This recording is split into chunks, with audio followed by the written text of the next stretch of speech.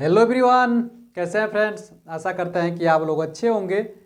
तो RRB JE का answer की जारी कर दिया गया है। आपने आंसर की से मिला भी लिया होगा कि आपके कितने क्वेश्चन सही हो रहे हैं, कितने क्वेश्चन गलत हो रहे हैं और सब कुछ आपको पता चल गया होगा। अब आपके मन में क्या पता चला है, क्या आपका सिलेक्शन जो है वो सीबीटी 2 के लिए हो पाएगा? क्या सीबीटी 1 आप जो क्वालिफाइंग नेचर का एग्जाम है, क्या इसको क्रैक कर पाओगे? क्योंकि अगर इसका नहीं क्रैक कर पाए तो सीबीटी 2 में जाए बैठ ही नहीं पाओगे। तो अब आपके मन में चल रहा होगा, तो आज इसी के लिए आए हैं कि आपको बताएंगे एक्सपेक्टेड कट ऑफ आपकी जोन में कितनी जाएगी और क्यों मैं बोल रहा हूं कि आपके जोन की कट ऑफ कम जाएगी, उस पर भी हम लोग थोड़ा अच्छे से डिस्कस कर लेते हैं। एक दो महत्वपूर्ण बिंदुओं को देखेंगे, उसके बाद से आपकी जो कट ऑफ लगेगी वो ब्रांच वाइज भी कट ऑफ लगेगी और पोस्ट वाइज भी कट ऑफ लगती है। ठीक है, तो ऐसा मन में आप मत पालिएगा कि केवल पोस्ट वाइज लगेगी, ब्रांच वाइज भी लगती है। लेकिन माना जाए तो पोस्ट वाइज ही है, लेकिन ब्रांच वाइज और पोस्ट वाइज दोनों को मिला के कट ऑफ आपकी तैयार की जाती है। तो आइए पहले देख लेते हैं, फिर आपका देख लेंगे कि सिविल की कितनी जाएगी कट ऑफ, एसएनटी की कितनी जाएगी, मैकेनिकल और इलेक्ट्रिकल डिपार्टमेंट की कितनी कट ऑफ जाने वाली है। ठीक है, तो आइए हम लोग वीडियो को शुरू कर रहे हैं। तो देखिए, सबसे पहले अगर हम बात कर लें कि पहले जो लोग 85 क्वेश्चन सही 85 अटैम्प्ट किए थे, 90 अटैम्प्ट किए थे, 95 अटैम्प्ट किए थे, अब वो लोग घटने के बाद से कहाँ पे आ गए हैं? कोई 55 पे आ गया है, कोई 60 पे आ गया है। क्योंकि इसमें जो गलती हुई ना, लोगों से बहुत ज़्यादा गलती हुई है। हमको तो कोई दिख ही नहीं रहा है कि भी सिंगल स्टूडेंट जिसके गलती सिंगल डिजिट में हो, सब डबल डिजिट में गलती करके आए हैं। क्योंकि देखिए, मैथ और रीजनिंग इन्हीं में थोड़ी गलत होने के चांसेस कम, मतलब चांसेस कम होते। नहीं तो आप साइंस में जिस तरीके से बायोलॉजी आया था उसमें ज़्यादा क्वेश्चन गलत होगा ही होगा। जीके जहाँ से पूछा था उसमें क्वेश्चन गलत होने ही होने वाले। तो इसीलिए जब इस टाइप के जब सवाल आते हैं तो क्वेश्चन गलत होते हैं, इसमें कोई बड़ी बात नहीं है। लेकिन अब जो अटेम्प्ट लोग जो दूसरे को देख के डरा रहे थे कि मतलब मैं इतना अटेम्प्ट करके आया, उतना अटेम्प्ट करके, सब लोग अब लेवल पे आ चुके हैं।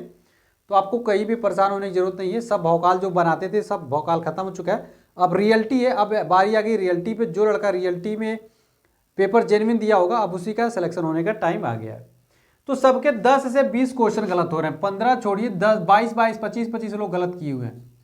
10 से 20 क्वेश्चन सब लोग गलत करके आ रहे हैं। अधिकतर लोग जो हैं उनका 10 से 20 के अधिक गलती किए हुए। अब जब सोचिए 20-20 गलत करेंगे, मान लीजिए कोई स्टूडेंट ने 85 क्वेश्चन अटेम्प्ट लिया और उसने 20 क्वेश्चन गलत कर दिया, तो सोचिए वो 65 तक आ गया और यहाँ से 7 नंबर और घटेगा तो कितना आया? कट पीट के वही 55-56 के बीच में आ जाएगा। तो वही सबके साथ हुआ है, सब घटने के बाद से सब लोग नीचे ही आए हो। ठीक है, तो बात कर लेंगे कट ऑफ पे, उस पर भी देखते हैं। उसके बाद से इसके वजह से भी क्या हुआ, कट ऑफ आपकी कम जाएगी। अब 11 लाख जो स्टूडेंट ने आरआरबी जेई में फॉर्म डाला था उसमें सब के सब देखने एग्जाम देने ही नहीं गए भाई, अटेंडेंस कम हो गया। और जब अटेंडेंस कम हो गया तो मात्र उसमें से 8 लाख के समथिंग, 8 लाख के अराउंड जो है, अभी कुछ दिन में ऑफिशियल वेबसाइट पे आ भी जाएगा, लेकिन 8 लाख के अराउंड, क्योंकि 70% लोग क्या होता है कि एग्जाम छोड़ दिए, तो 8 लाख के समथिंग स्टूडेंट ने क्या किया, एग्जाम दिया है।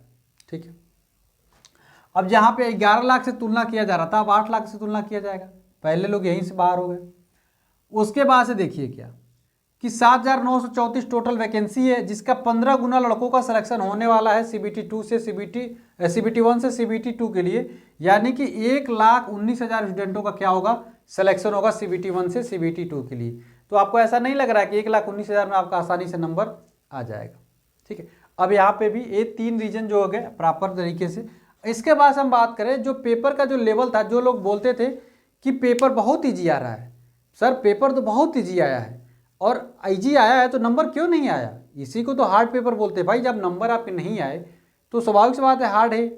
अगर हम कह रहे हैं आपको जितने जानने वाले में से अगर इक्का दुक्का ऐसा स्टूडेंट है जिसका 70 से ऊपर आ गया, तो उससे इक्का दुक्का थोड़ी आपका सिलेक्शन रोक देगा भाई। हो सकता है वो आपके जोन में ना हो सकता है आपकी कैटेगरी में ना हो। बातों को समझ पा रहे हो? तो इसलिए किसी से भयभीत होने की जरूरत नहीं है। जितनी मैं कटा बता देता हूँ, इतना नंबर ला रहे हो ना, आसानी से सिलेक्शन हो जाएगा। अब सिविल ब्रांच की देखते हैं ना। सिविल ब्रांच में यदि आपके नंबर 50 के नंबर आ रहे, देखिए मैं कल भी बता रहा था इतना ही नंबर आएगा। देखिए अब सब लोग, अब तो रियलिटी पता चली गई ना कि कटने पिटने के बाद आपके कितने नंबर आ रहे हैं। तो 50 नंबर आके सिविल ब्रांच में आ रहे हैं, +-2, तो आपको कोई भी दिक्कत नहीं है, सिविल ब्रांच में आपका सिलेक्शन हो जाएगा। ईडब्ल्यूएस में बात कर लें तो ईडब्ल्यूएस वाले भाई 48 +-2 मान के चलिएगा। देखिए अब 48 माने कि 45 माने, ठीक है, ये भी बहुत बड़ी चीज इशू है। देखिए वैकेंसी ऐसा नहीं है कि बहुत लंबी वैकेंसी, बहुत ज़्यादा वैकेंसियाँ हैं।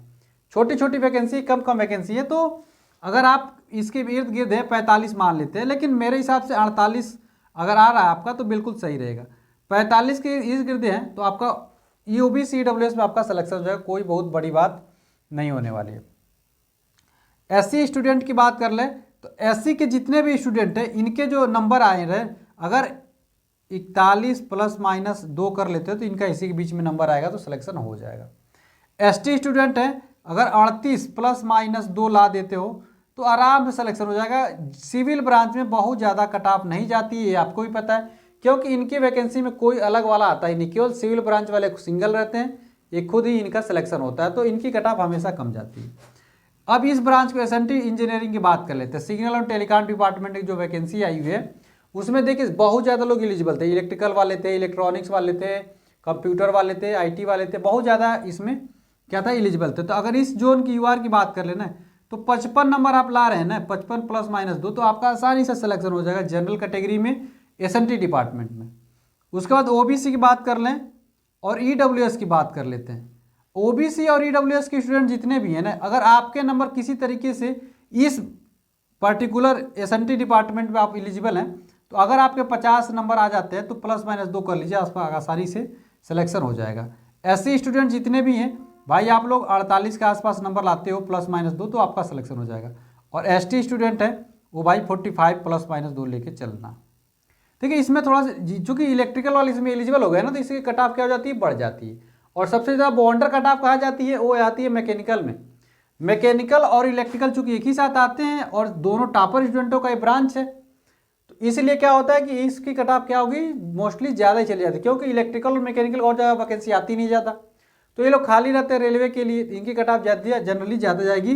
तो यदि जनरल के स्टूडेंट है ना मैकेनिकल और इलेक्ट्रिकल में, तो आपकी जो कट ऑफ जाएगी ना, सबसे जो मिनिमम वाली पोस्ट की कट ऑफ जाएगी वो जाएगी 60 प्लस माइनस 2 मान लेना, ठीक है, इतनी जाएगी, इससे कम नहीं जाएगी। मैकेनिकल स्टूडेंट की मैं बात कर रहा हूँ, बहुत ऐसा रेयर एक का दो का ऐसा जोर होगा जहाँ इससे कम जाएगी, नहीं तो मोस्टली पे इतना ही जाने वाली है।